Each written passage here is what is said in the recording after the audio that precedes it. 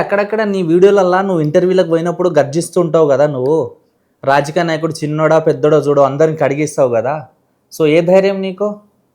అమ్మవారి ధైర్యం అంతే.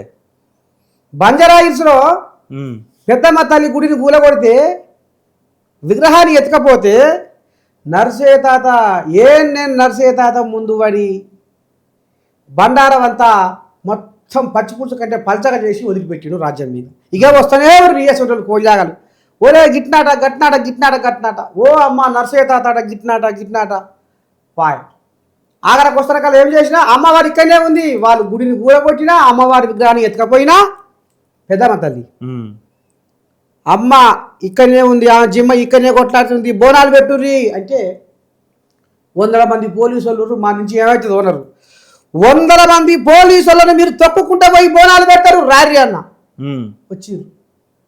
వాళ్ళు ఇక్కడ ఇక్కడ మొత్తం కొమ్ముల బయట కనుక మడుగుల జ్వరబడి శెల్పట్లు ఆడితే శాప పిల్లలు ఎట్లా ఎగిరి దొరుకుతాయో అవో గట్ల ఎగిరి పడ్డారు పోలీసు వాళ్ళు. పోయిరు బోనాలు పెట్టిర్రు.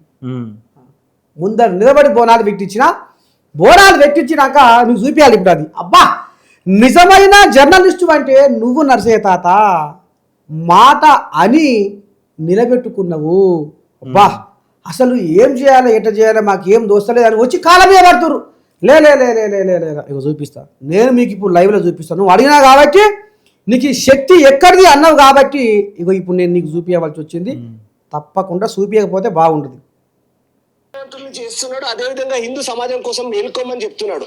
యదా యదా ఈ ధర్మస్య అనే ఒక శ్లోకంలో ఎంత భావం ఉన్నది, మంచి కంఠం తోటి శృతిలో వాడిండు. సో మేము కోరుకునేది ఏంటంటే మేము కాదు, మేమైతే యుద్ధం చేస్తామో మాలాంటి వాళ్ళని నిద్ర లేపే వాళ్ళు మీరు హీరోలు. Your the journalist at the same time your the hero. You are awakening the people who are sleeping. జై శ్రీరామ్, భారత్ మాతాకి.